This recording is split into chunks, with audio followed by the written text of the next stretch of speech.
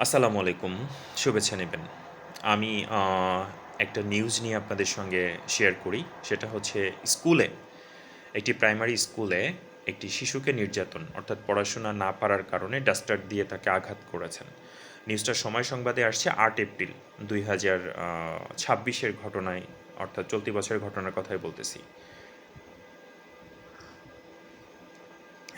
প্রিয় দর্শক শ্রোতা, যে যেখান থেকে আমার এই ভিডিওটি দেখতেছেন, আপনাদের সঙ্গে আমি আসলে বলতে চাই যে বাচ্চা যারা শিশু তাদেরকে মনোজগতে একটা আঘাত দিয়ে শারীরিকভাবে নির্যাতন করে কখনো ভালো কিছু শেখানো সম্ভব না।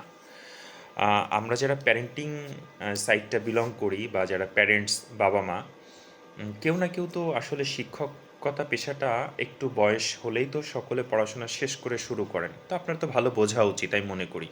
এই যে ছোট বাচ্চাদেরকে লাঠিপেটা করা বা ডাস্টার দিয়ে পেটানো অথবা আঙ্গুলে মোচড়ানো, চুল ধরে টানা, বিভিন্ন মানে সিস্টেমে তাদেরকে টর্চার করা, বেত্রাঘাত করা অথবা বেঞ্চের নিচে মাথা ঢুকিয়ে রাখা, সচরাচর যেগুলি আমরা শুনেছি বা স্কুল লাইফেও দেখছি, নিজেও দেখছি এই ব্যাপারগুলি।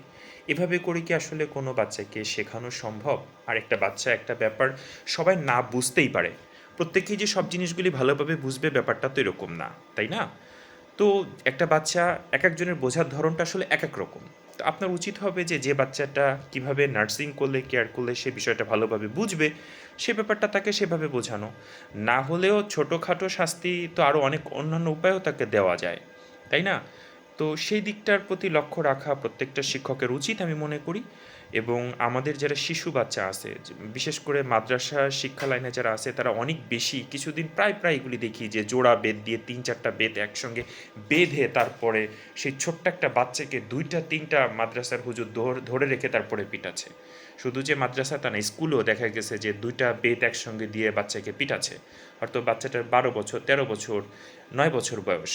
এটা কখনো কাম্য না। কারণ পড়ালেখাটা বা শেখার যে ব্যাপারটা সেটা একটা আনন্দের ব্যাপার, এবং আনন্দের সঙ্গে মানুষ শিখতে স্বাচ্ছন্দ্য বোধ করে। তাদের মননশীলতার যে জায়গাটা, যে শিশুবৃত্ত মননশীল যে জায়গাটা, সেখানে তারা আনন্দ, একটা মানুষের সঙ্গে কথা বলার মধ্য দিয়ে তারা শিখতে পারে।